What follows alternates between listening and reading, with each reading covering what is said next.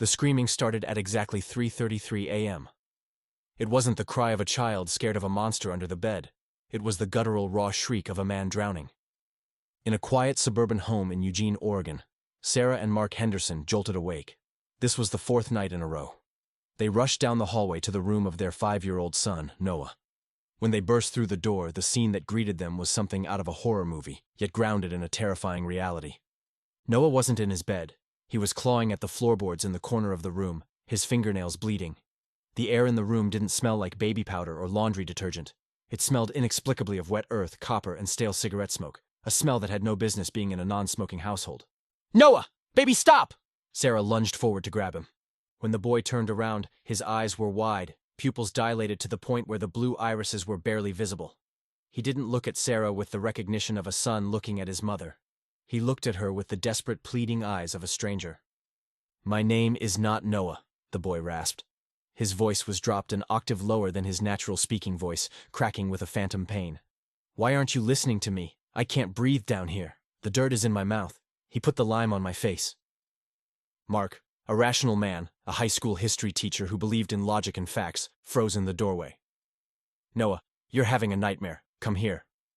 "I am not Noah," the boy screamed, slamming his small fist against the wall with surprising strength.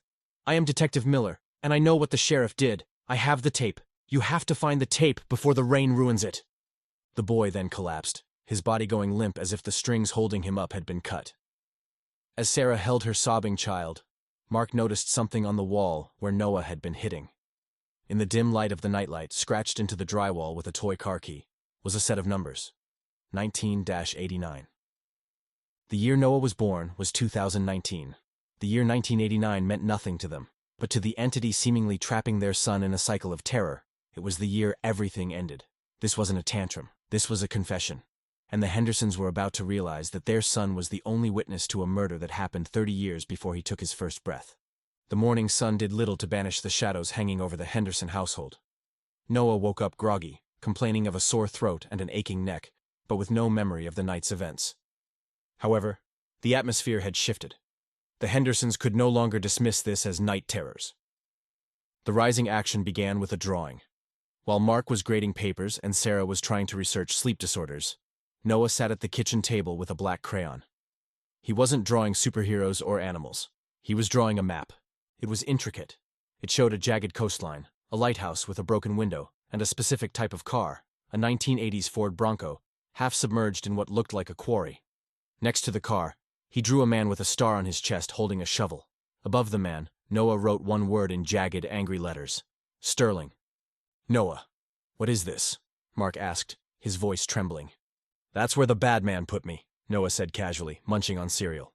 "Sterling doesn't like it when you find his money." Sarah took a photo of the drawing and the name Sterling. She began to type into the search bar of her laptop. She combined the keywords: missing detective, 1989, Sterling, Oregon coast. The results that populated the screen made her blood run cold. Headline: November 14th, 1989. Detective James Miller vanishes. Sheriff Sterling leads manhunt. James Miller. The name Noah had screamed in the night. He was a private investigator from Portland who had gone missing while investigating a corruption ring in the small coastal town of Rocky Point, 3 hours west of Eugene. The sheriff at the time was a man named Arduous Sterling, a local hero, a pillar of the community, who had retired with honors 10 years ago. The coincidences were mathematically impossible. Sarah called Mark over. "Look at the photo of Detective Miller." Mark looked at the grainy black and white photo of a man in his 30s. He had a kind face, intense eyes, and a small scar on his chin. Mark looked at Noah. Noah had a birthmark on his chin in the exact same spot, same shape. "We have to go there," Sarah said, slamming the laptop shut. "If we don't, this thing, this memory, it's going to consume him. He said he can't breathe. He feels like he's dying every night, Mark." Mark hesitated, the skeptic in him fighting the father in him. "We're going to drive to a town we've never been to, accuse a retired sheriff of murder based on a 5-year-old's drawing?" "We aren't going to accuse anyone," Sarah said, her eyes steel. "We are going to find the tape." Noah said there was a tape. They packed the car. As they pulled out of the driveway, Noah didn't ask where they were going. He just stared out the window, his expression grim.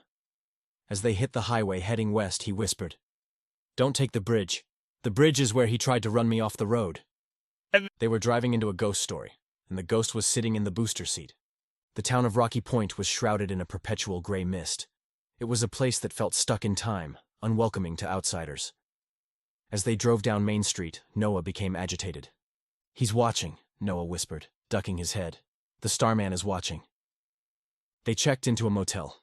The conflict arc spiked when Mark decided to visit the local library to look at archives, trying to find the location of the lighthouse with the broken window from Noah's drawing.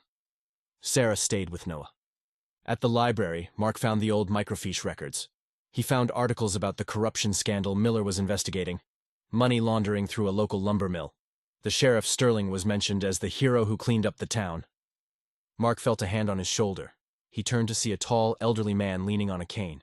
The man had cold, gray eyes and a presence that sucked the air out of the room.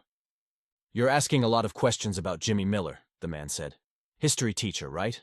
Some history is best left buried." It was Sterling. He was old, but he was still terrifying. How did he know Mark was a teacher? How did he know they were there? "Just a curious tourist," Mark stammered. "Tourists usually look for the beach," Sterling said, leaning in close. "Not for dead men. You have a nice family, son. A cute little boy. Be a shame if the roads got slippery. They get real slick this time of year." It was a direct threat. Mark rushed back to the motel, heart pounding. But things there were worse. Noah was in a trance state. He was convulsing on the bed, feverish. "They are moving the car," Noah screamed, his voice distorted. He knows I'm back. He's going to the quarry." Mark wanted to leave. "We are packing up. This is dangerous. That man is a psychopath, Sarah. He threatened us."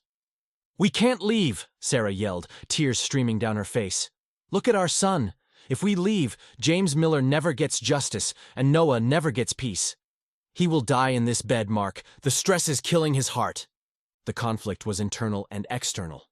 The external threat of the killer closing in, and the internal conflict of parents terrified for their child's sanity. They were cornered. If they stayed, they might get hurt. If they left, Noah was lost. "The lighthouse," Noah gasped, grabbing Mark's arm. "It's not a lighthouse. It's the old grain silo, on the Miller farm. The tape is in the rusted tractor." They had a choice. Run and save themselves, or drive into the dark to the Miller farm and face the monster. They chose to fight.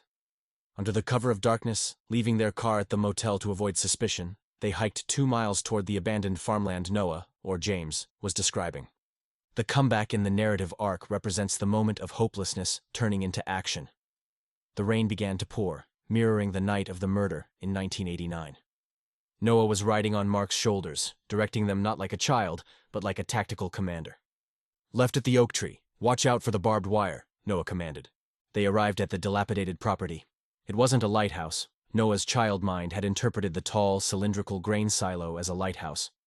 Beside it sat the skeletal remains of a rusted tractor, overgrown with 30 years of blackberry bushes. "Inside the seat," Noah whispered.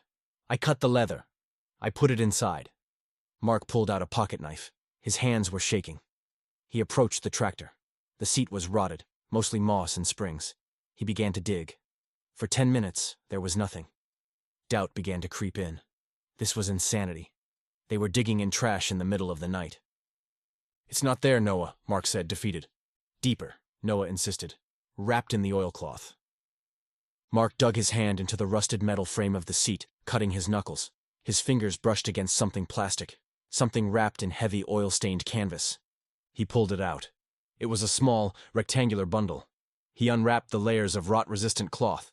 Inside, miraculously preserved, was a microcassette tape, the kind used in old dictaphones.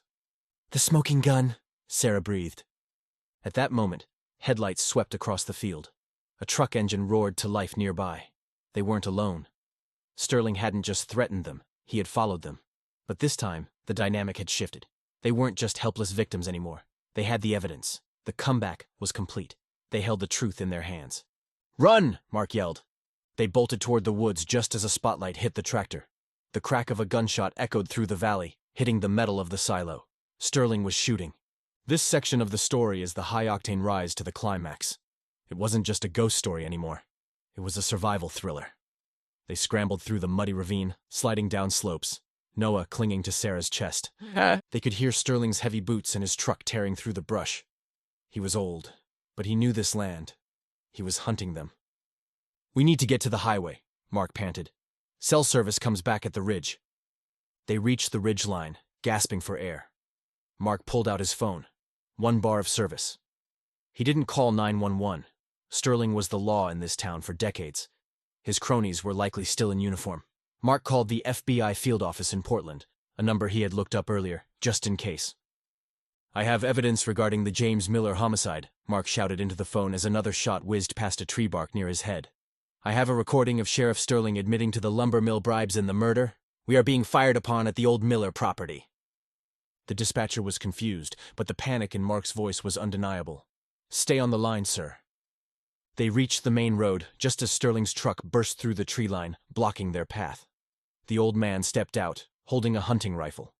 The flashing red and blue lights of the current town police, likely summoned by Sterling, appeared in the distance. It looked like the end.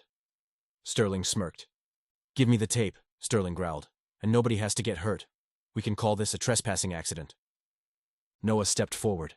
He pulled away from Sarah's grip. He stood just a few feet from the man who murdered him in a past life. "You didn't check the tractor, Artie," Noah said. His voice was crystal clear. "You checked the car, you checked the house, you burned the office. But you forgot I fixed that tractor the week before. You got sloppy." Sterling's face went pale. He wasn't looking at a child. He was looking at a ghost. The distraction was all they needed. From the opposite direction of the local police, sirens wailed, different sirens. Black SUVs with federal plates. The FBI had been investigating the corruption ring cold case for months. Mark's call was the final coordinate they needed. The payoff was swift and satisfying. The standoff ended with Sterling on his knees, handcuffed by federal agents. The tape, once digitized, revealed not only the confession to the murder, but names of corrupt judges and city officials. It was the key to bringing down a 30-year-old crime syndicate. But the real payoff wasn't the arrest. It was what happened 3 days later. Based on the information on the tape and Noah's drawings, the FBI dredged the quarry. They found the 1980s Ford Bronco. Inside, preserved in the silt, were the remains of James Miller. The Hendersons attended the proper burial of Detective Miller. It was a rainy day, but the sun was breaking through the clouds. Noah stood by the grave. He placed a toy car, a police cruiser, on the headstone. Sarah watched her son closely. "Noah?" she asked softly. "How do you feel?" Noah looked up. The shadows under his eyes were gone. The eerie, adult-like intensity had vanished. His eyes were just blue again. He looked at the grave, then at his mom. "Mom, can we go get ice cream now? I want chocolate." He didn't remember the tape. He didn't remember the chase. He didn't remember being James. The soul of James Miller, finally heard and finally laid to rest, had vacated the vessel. The conflict arc had concluded. The intensity dropped to zero, leaving behind only peace. Sarah and Mark hugged their son, tears of relief falling in the rain. They had walked through fire and ghosts to get their little boy back. They walked back to their car, leaving the past where it belonged, in the ground, solved and silent.